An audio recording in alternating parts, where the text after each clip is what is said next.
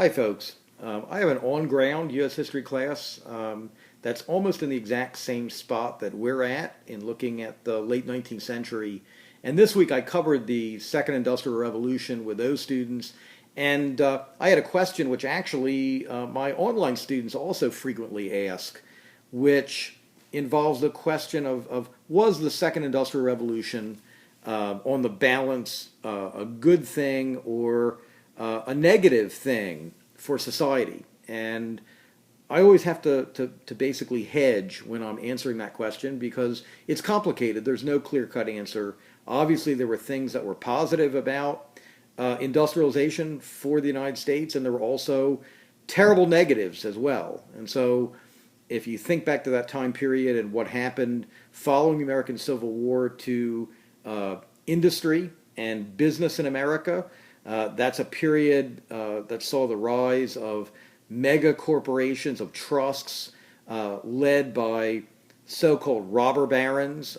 People who like them refer to them as captains of industry, but these are folks like John D. Rockefeller or Andrew Carnegie who come to utterly dominate entire spheres of the American economy. So for the oil industry, Standard Oil, run by John D. Rockefeller, ultimately dominates 95% of the oil industry in the world and like 98% of oil and petroleum products in the United States. And so all the competition is either destroyed or absorbed. And the result is that there's no competition and consumers are at the mercy of a single producer.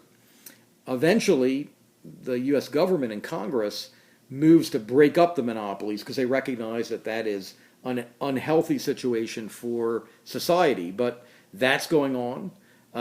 This is also a period of terrible working conditions, the creation of company towns where your boss is also your landlord and employers control pretty much every aspect of life in a company town.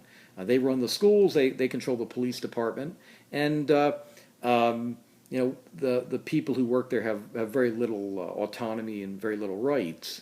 That's a period in which labor unions are virtually illegal in much of the country, and the right to bargain collectively by workers really isn't secured until the next century. The Industrial Revolution also generates terrible pollution and destruction to the environment, and there are parts of the U.S., for example, that were strip mined for coal in the 19th century, and the land has still not recovered today. And believe it or not, some of the federal Superfund sites that have been designated for cleanup are not recent cases of environmental damage. Some of them date back to the 19th century, and we're still literally paying a price for them today. But whole forests of trees were cut down, rivers were choked with debris and toxins, and so on that score, the 19th century is a disastrous period for the country. Also, if you look back to the Industrial Revolution for workers, by the end of the 19th century, by 1900, there's an estimate that 1 million workers suffered significant or serious injuries every year. So armies of people were killed and maimed in a world that there was no OSHA, no inspection for safety. Child labor is legal back then, so you have small children down in coal mines or working around dangerous machines. And so that's all part of the industrial world that some radicals, some anarchists and socialists, people like Karl Marx predicted that things would get so bad that in the end workers would rise up and overthrow existing governments. That never happened for the United States, but still, this is not an especially comfortable or easy time period for people to live in. So imagine that you are a homemaker in the 19th century. Most women didn't work outside the home, but they spent incredible amounts of time doing what's today basic tasks that were all done by hand. So you have to wash the family laundry um, in a tub of water, probably hauling the water from a well, heating it up over a fire, and then putting in lye soap and washing the clothing by hand, which you can imagine what that would do to your skin. Then rinsing the water, or I'm sorry, rinsing the clothing in cold water, then running clothes through a wringer to get out the water, hanging it up.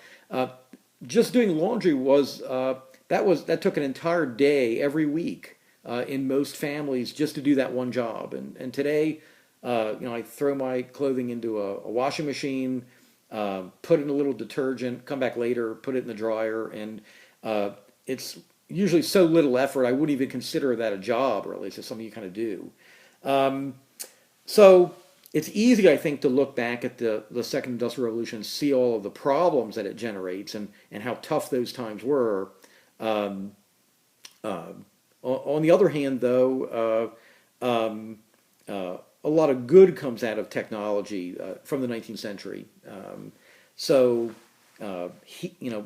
heating your home with modern heating systems rather than splitting wood and having a fire, which might excessively heat the middle of the house, and then the edges of rooms would be freezing. So we live in a much more comfortable environment today. Refrigeration was invented back then, first actually for refrigerated rail cars that hauled meat to market, but ultimately we get refrigeration in the form of air conditioning, which makes our lives better.